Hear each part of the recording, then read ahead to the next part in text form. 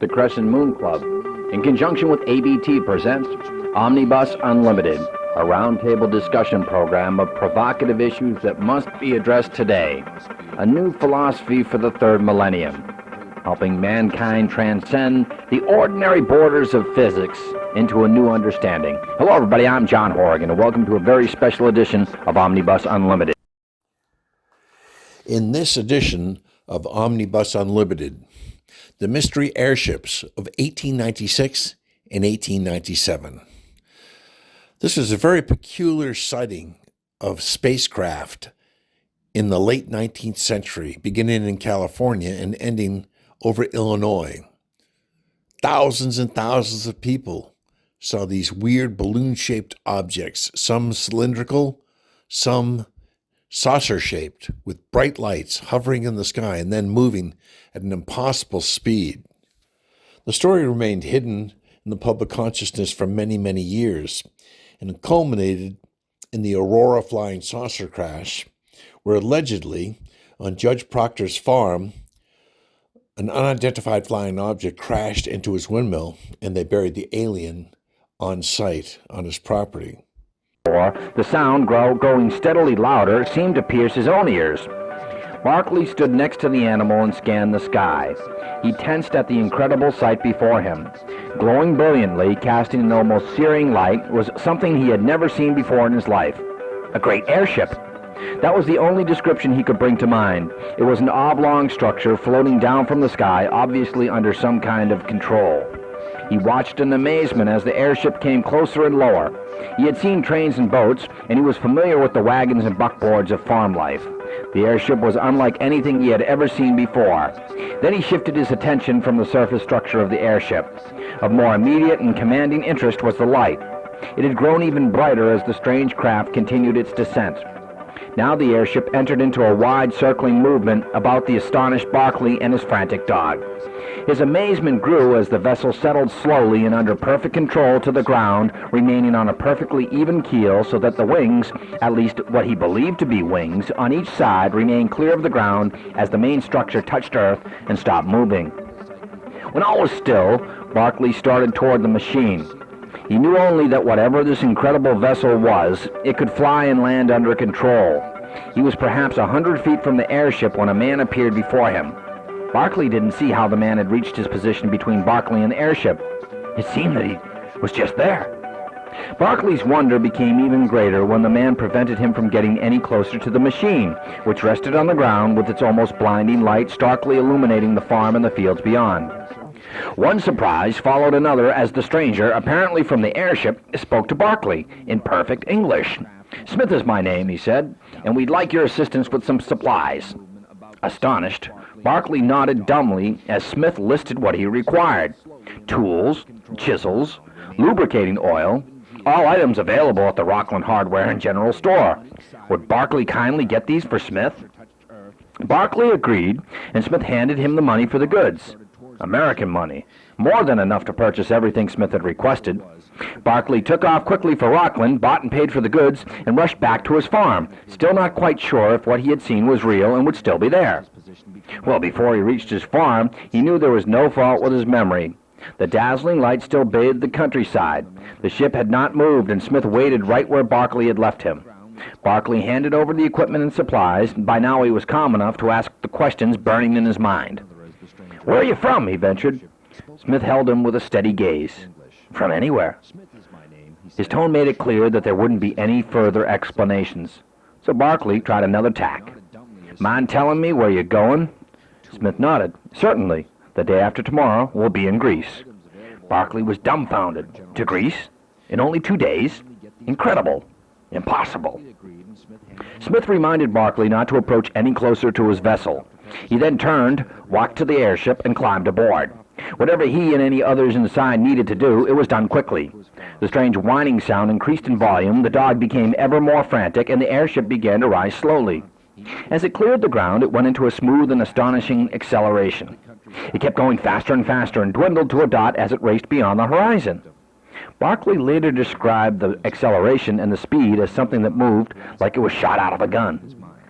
Barclay wondered if anyone would ever believe him if and when he told them what he had just experienced. What he could not know was that either this airship or another like it already had been seen by witnesses just as incredulous as he was.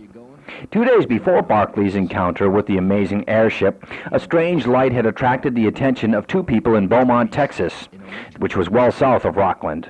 Mr. J.B. Ligon and his son were at home when they were attracted by a powerful light emanating from a nearby pasture. The light seemed to come from a neighbor's farm several hundred yards distant. Ligon, well known in the Beaumont area, was the local sales representative for the Magnolia Brewery. Accompanied by his son, he hurried through the night toward the light. They stopped abruptly when they were able to distinguish the outlines of four men. They stood in a group.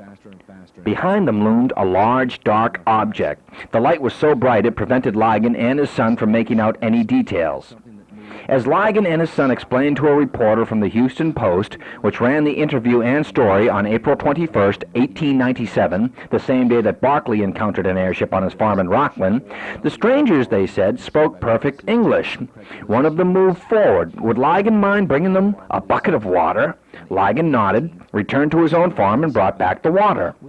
Responding to questions from Ligon, the man told him that his name was Mr. Wilson, that they were journeying around the country and beyond, and that they had just completed a trip over the Gulf of Mexico. Now they were about to return to their quiet Iowa town where, Wilson said, 5 airships like the one in which they were traveling had been built, and from where all 5 were making their memorable aerial journeys. Ligon didn't hesitate a moment. "How is the ship powered?" he asked. Wilson told him that the wings of the airship were powered by electricity. Ligon had no idea if this made any sense at all, but there was no doubting the existence of the airship and that it certainly could fly. Ligon and his son, equally stunned by the entire sight, watched the 4 men climb into a long compartment at the bottom of the airship's hull. They stared in awe as the airship began to move away into the night sky. It flew out of sight. That was April 19th, 1897. On April 20th, 1897, a light appeared in Uvalde, Texas, another farming town, and the man who went to investigate this one was Sheriff H.W. Baylor. He saw the light bathing his house and the surrounding grounds, and then he heard voices. Immediately, he left the house and went directly toward the light. There was a great airship before him on the ground. He later told a reporter that he encountered 3 men who spoke with him in clear English. One said his name was Wilson and that he hailed from Goshen, New York. Then, to the astonishment of the sheriff, who had never seen an airship and knew of nothing like it flying about Texas skies, Wilson asked Sheriff Baylor if he knew a man named C.C. Akers, who had been the sheriff of Zavalea County. Wilson explained that he knew Akers from 10 years before in Fort Worth, and he looked forward to meeting him again. Sheriff Baylor, taken aback by recognizing the name, confirmed that he certainly knew C.C. Akers, but that he'd left Fort Worth, Texas to the north and was now located at Eagle Pass. Wilson nodded, told Baylor he was disappointed to miss the meeting with Akers, and said he'd appreciate Baylor passing on his greeting to Akers when he next saw him. According to Sheriff Baylor's report, Wilson then asked Baylor for water. He also requested that Baylor not talk about the presence of the airship with the local community.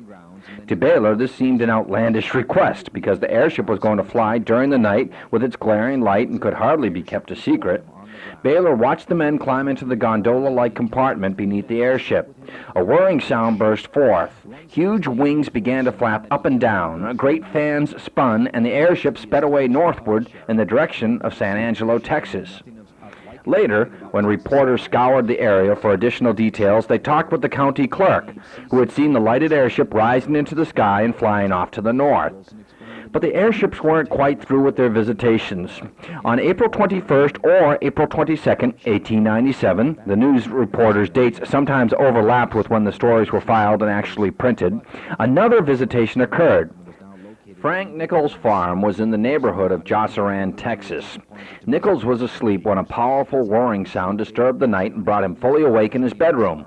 Immediately, he went to the window and was astonished to see, as the Houston Post later reported, brilliant lights streaming from a ponderous vessel of strange proportions that had somehow landed in his cornfield. Immediately, Nichols threw on some clothes and rushed from his farmhouse to investigate. He was still running toward the ponderous vessel when 2 men appeared out of the dazzling light. Could they have some water from his well, they asked. Nichols agreed, and the men drew water and took it to the airship.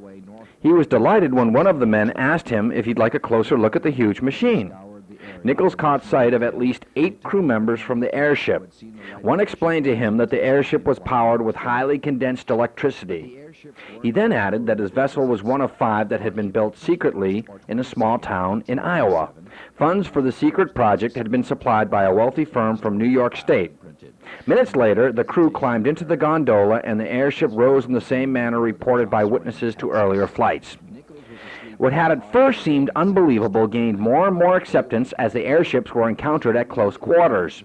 Many witnesses gave their stories to reporters. On April 23, 1897, the Houston Post carried yet another story. 2 responsible men had watched an airship with a blinding light fly down through the night sky to land in the Texas town of Kuntz. They spoke with men from the airship, and 2 of the crew identified themselves as Wilson and Jackson. 4 days later, April 27th, stories appeared in the Galveston Daily News, including a letter from who else but C.C. Akers. He had read the reports of Wilson's exchange with Sheriff Baylor, and he wrote to confirm that he indeed had known a man named Wilson in Fort Worth, Texas. The letter revealed that he recalled Wilson as a man with a mechanical turn of mind who was then working on aerial navigation and something that would astonish the world. The Houston Post printed follow-up airship reports, the major story being about a farmer from Deadwood, Texas. Farmer H.C. Legrone had an experience similar to that reported by Barclay and Rockland. Legrone told reporters that he was awakened at night by one of his horses going berserk, running wildly about its enclosure and bucking as if it were being hurt. The whirring sound that Legrone heard seemed to be the cause of the animal's distress. It was aggravated by a glaring white light that was steadily circling the nearby farmland. A producer's note here, Orville and Wilbur Wright flew in 1903. Anyways, the sequence of events was repeated. The airship landed slowly and under control, and once it was on the ground, 5 men appeared before Legrone. 2 men walked to his well to fill rubber bags with water, while 3 others talked easily with Legrone. They told him much the same story as they had told to Frank Nichols. 5 airships like the one before him had been built in great secrecy, and this very machine a few days before had landed in the Beaumont area, and all 5 ships had been assembled in a little-known town in Illinois, not Iowa, as others had been told. A short time later, the whirring sound increased, and the airship activated its wings and fans, and then sped off into the night. Several days later, the airships had completely vanished. There is not the first shred of evidence that would establish that any airships were ever built in 1897 in Iowa or Illinois, nor has any sense been made of the repeated requests for water from airships landing in the same general area of Texas. The explanation of a power source being highly condensed electricity makes no sense to electrical or mechanical engineers. The term has no reference to electrical systems for propulsion then or now, and there have never been any known airships with electrically powered flapping wings and fans to move them with great acceleration and high speed. The powerful light that turned night into day is another mystery that has never found explanation. Nor has anyone ever come up with an explanation of what kind of power source could emit the strange whirring sound that could be heard for miles and that sent animals into a frenzy. Which was why, despite the interviews and reports with full names, locations, and witnesses, including law officers and professional business people, hardly anyone really believed the stories that were printed in the Texas newspapers. To most people, the entire affair was ridiculous. Scientists questioned on the matter dismissed it as impossible. Such airships could not and did not exist, period. Then what had been flying around the United States since the previous year? The startling airship encounters in April 1897 took place just about a half-century before the term UFO entered our daily language. At that time, there were no great UFO uproars. There wasn't any radar to track anything in the skies. Radar wouldn't exist for many years to come, and there weren't any powered airplanes flying anywhere in the world. There were airships, crude, underpowered, clumsy, slow, unwieldy, and of very limited endurance and range, and most of these were in Europe. But the best of these couldn't come within a country mile of what the witnesses in Texas had encountered: winged airships capable of tremendous speed. But airship sightings were not rare or freak occurrences. From mid-November 1896 to the late summer of 1897, reports of impossible airship encounters began to flower throughout the United States, and the number of witnesses grew swiftly to literally thousands. Most of the sightings took place at night. Incredulous people pointed to dazzling lights moving through the sky, and engines or whatever propelled these machines were heard clearly. The majority of the sightings in November 1896 came from California. Then the reports containing excited descriptions of the great airships spread to the northwestern United States, mainly Washington, followed by another wave of reports that filtered down from western Canada. The description and sightings were certainly diverse and even more colorful than the visit to the Barkley farm in Texas. Hundreds of men and women in Tulare, California, near the end of 1896, went wild when they saw something of indeterminate size but described as obviously very large, plunge from the night skies, flashing red, white, and blue lights. The airship was seen only from a distance, but seemed to land. Then, very abruptly, it burst upward, and with steadily increasing speed raced off toward the Pacific Ocean. No one had any idea what it might have been. By mid-February 1897, thousands of people were reporting airship sightings, with night appearances the most prevalent, as witnesses described brilliant lights in detail. A single airship floating thousands of feet above the ground, glowing from within and spraying out gleaming light, could be observed by people in a sighting area of a few thousand square miles. Then the pattern changed dramatically. Robert Hibbard, in March 1897, almost became the first authenticated abductee by a flying vessel. One of the airships descended to a very low altitude over Hibbard's farm on the outskirts of Sioux City, Iowa. Hibbard stared in disbelief at the vessel. It was broad daylight. The airship drifted slowly closer to Hibbard. He saw that a cable of unknown material had been lowered from the ship, at the end of which was an anchor. Whoever or whatever was piloting that airship clearly had excellent directional control, because as Hibbard gawked, the anchor was snagged tightly into his clothes. Struggling to break free and frightened nearly out of his wits, Hibbard was then dragged along the ground like a man with his foot caught in a saddle stirrup. Abruptly, the anchor was free of his clothing, but Hibbard was never certain whether he had succeeded in breaking free or he was deliberately released. He watched as the airship continued its flight, still staying at low altitude, heading toward a neighboring farm. Later, Hibbard learned just how fortunate he had been. Hibbard's terrified neighbor described in detail how the strange airship had floated over his land and used a trailing anchor to snag several head of cattle, which were hauled up into the airship. The following day, the farmer led disbelievers who had heard his amazing tale to a field where lay the remains of his missing cattle, slashed to bloody chunks and otherwise mutilated. In April 1897, the number of witnesses and sightings soared. The citizens of Kansas City, Missouri, poured out of their homes to watch a huge black airship hovering over their city.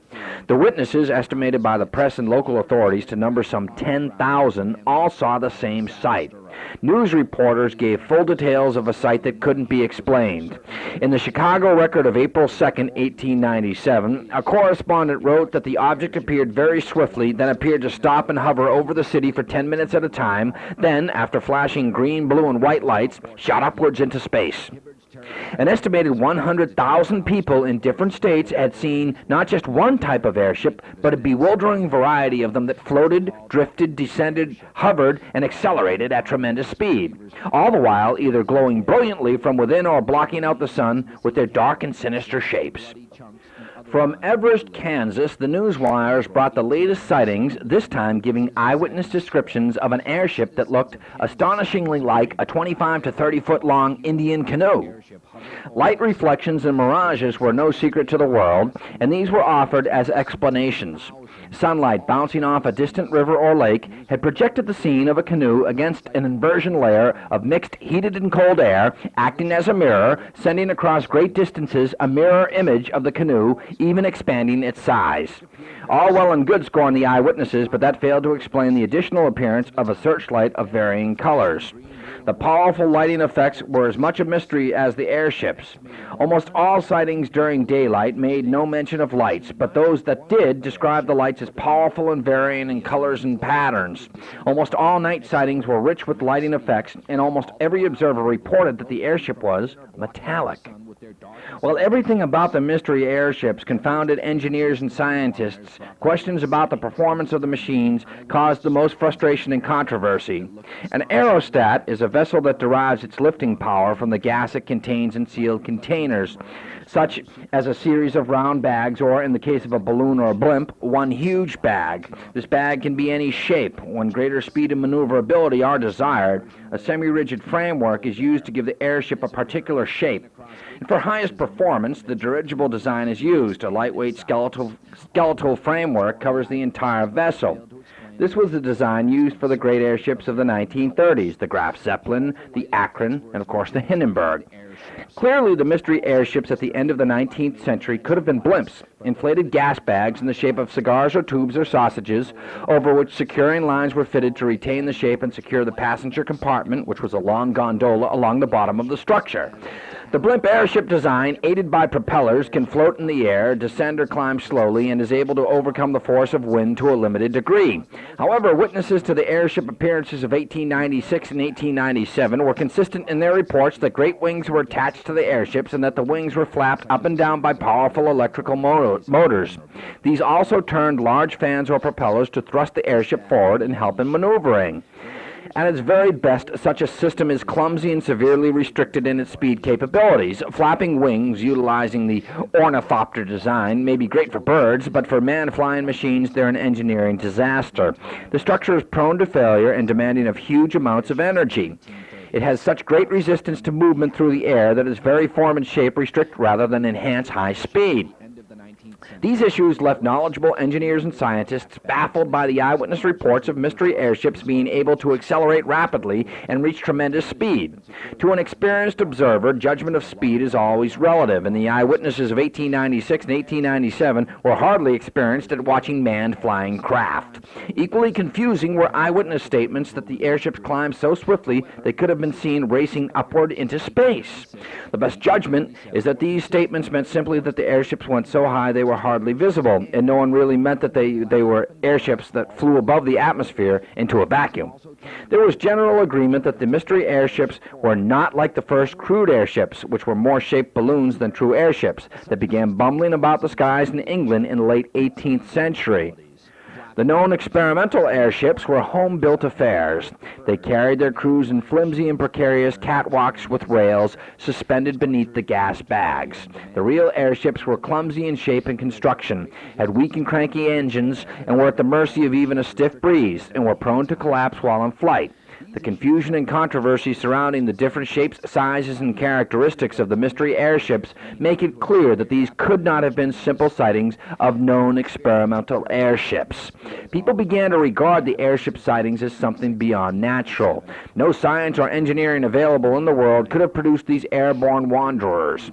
The sense of alien or strange and suspicion of some sinister plot by a secret group bent on some mysterious goal increased with the flood of reports.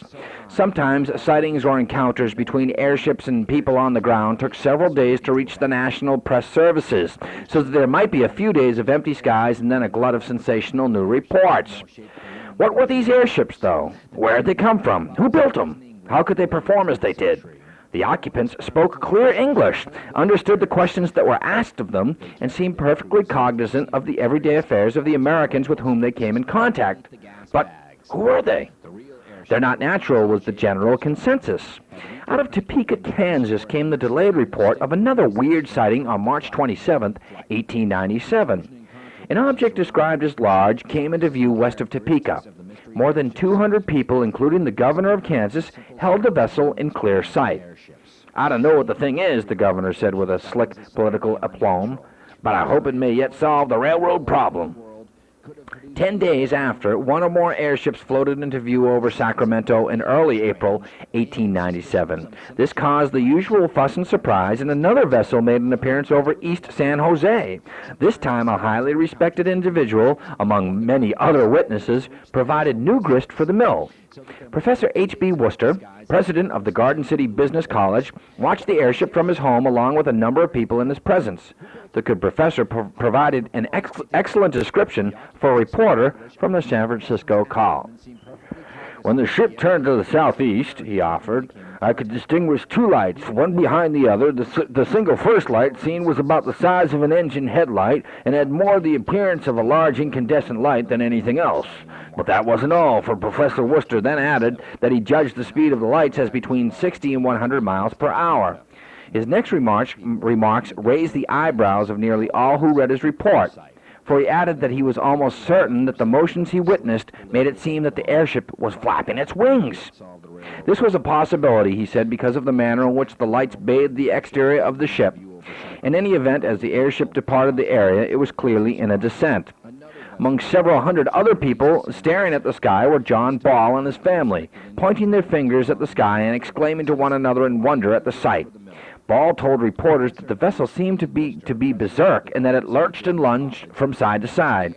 He added that it definitely had long flapping wings and that a red light was suspended well beneath the airship, he said, was bulky and moving no faster than an electric car doing its best.